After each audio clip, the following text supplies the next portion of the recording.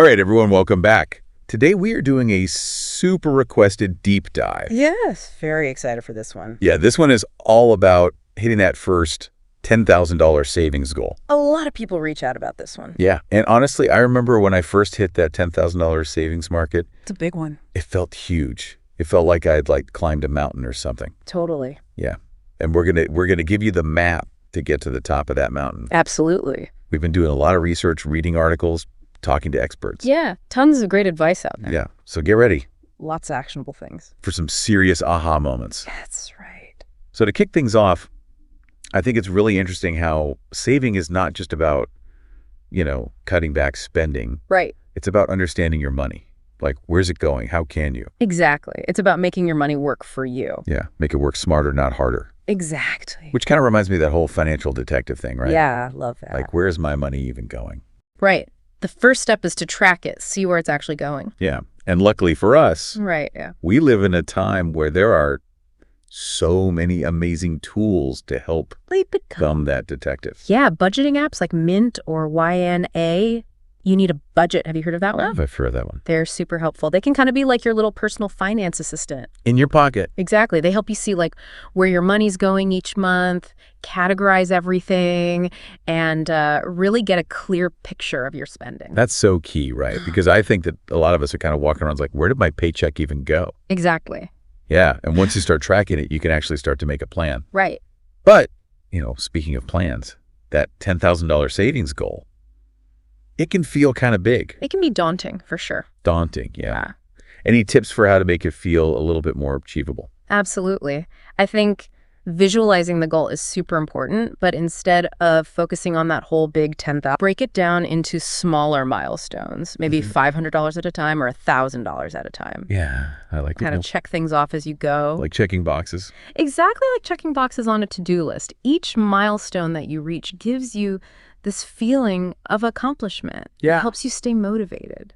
I love that. And I think that also ties into something that you were talking about before, which is the why. Right. Like, why are you even saving this money? Exactly. Having a clear purpose behind your savings can make a huge difference. Dude. Are you saving for an emergency fund so you're prepared for anything? Yeah. Are you investing for the future? Maybe you want to buy a house one day or retire early. Early retirement, that's the dream. That's the dream, yeah. Or maybe you're saving up for something fun, like a big trip or a down payment on a car. Ooh, a car. Whatever it is, knowing your why can help you stay focused and motivated when things get tough. Absolutely, and it makes it more tangible, right? Absolutely. It's not just this abstract number. It's like, oh, this is for my future trip to Italy, or this is for, my emergency fund. Exactly. I love it. All right. So we've got we're tracking our expenses. Yeah. We're feeling motivated. Let's talk automation. Yes. Automation is key. I feel like this is like the magic trick of saving. It is. It really is. Small, consistent actions over time lead to big results. Yeah. And, you don't have to do everything at once. Yeah. Even setting up an automatic transfer of like $20 from your checking account to a savings account. Each paycheck. Yeah. Can make a huge difference over time. Yeah. And it's so easy to set up. Like, super easy. You literally log into your bank account. It takes 2 minutes. Exactly. And then you don't even have to think about it. Exactly. That's what I love. The money just goes straight into your savings. Like you're building this habit. Right. Without having to think about it. Trying. All right. So automation's in place. We're feeling good about that. Let's dive into some of those everyday expenses. Yes. Let's trim those expenses. Yeah. Put on those detective hats. Put those magnifying glasses on. And see where we can find some extra savings. See where the money's going.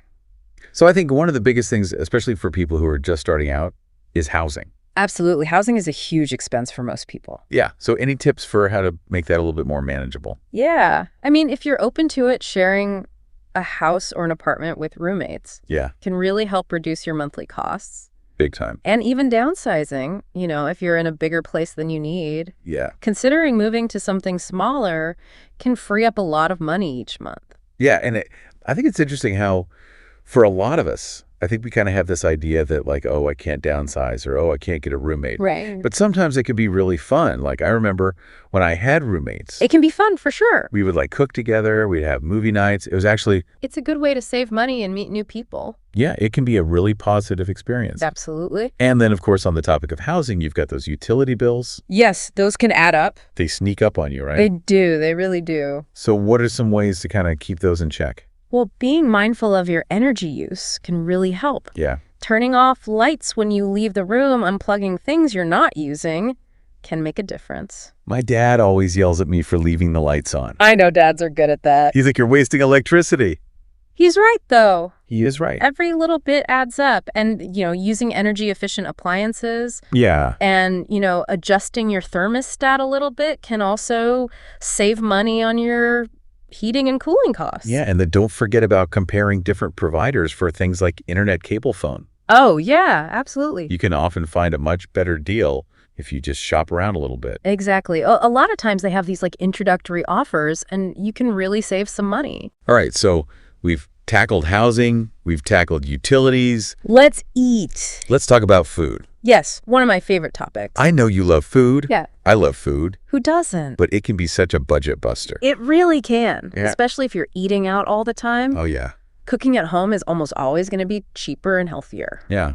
And, it doesn't have to be boring. Like, I feel like a lot of people think that, oh, cooking at home, it's so much work. Right. But you can make it really fun. Like, put on some music. Yeah, have a little dance party in the kitchen. Invite some friends over. Exactly. And then you were talking about meal prepping. Yes, meal prepping is a lifesaver. Yeah. Tell me more. So basically, you pick one day a week to cook a bunch of meals for the week ahead. Yeah. So you're not scrambling every night trying to figure out what to make. I love that. It saves you time, it saves you money. And stress. Less stress. Yeah. And I think another thing with food that people don't always realize is that those little snacks, those little trips to the coffee shop, they really add up. Oh, they do. So if you can kind of be mindful of those little things and maybe pack your own snacks or make your own coffee at home. Right. Or even just cutting back a little bit can Right. make a big difference over time. All right, so we've talked about housing, utilities, food now. Yeah.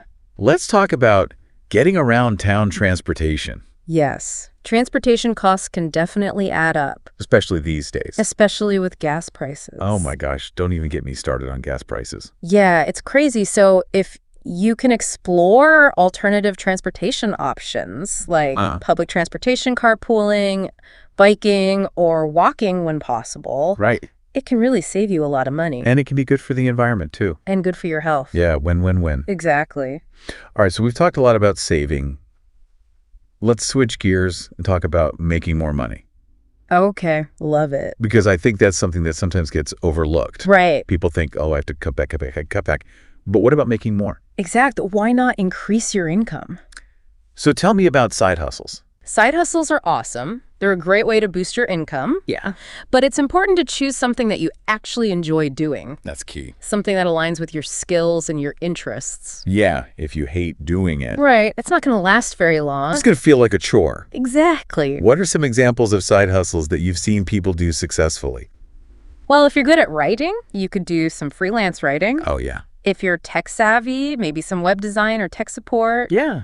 If you love animals, you could do some pet sitting or dog walking. Ooh, pet sitter. I know, I love animals. I love that. So there are really endless possibilities. The sky's the limit. All right, so we've got our side hustle game plan going. Let's do it. But before we dive into the exciting world of investing, Yes. I think we need to address the elephant in the room, which is debt. Yes. Debt can be a major obstacle to saving. Yeah, it can really hold you back. So how can people tackle debt strategically? Well, high interest debt, like credit card debt, should be your top priority. Yeah, those interest rates are killer. They are. You want to focus on paying that down as quickly as possible. Yeah. And there are a couple of methods that people find helpful. Tell me more. The snowball method is a popular one. Snowball method. Yeah, it's where you focus on paying off your smallest debts first to build momentum, I like that. and then you kind of snowball your way up to the bigger debts. I love that. It feels good, right? To like knock those smaller debts out of the way. It does. It's very satisfying. And then what was the other method? The avalanche method. Avalanche. Yeah. That's where you focus on paying down the debts with the highest interest rates first to save money on interest charges in the long run. So it's kind of like choosing your strategy Exactly. based on what feels good for you and what makes sense for your finances. Exactly. Love it. Right. Okay, so we've talked about debt. Let's zoom out a little bit and talk about our spending habits in general. Yes, I love this. I think this is where the concept of living below your means comes in. Living below your means is so important.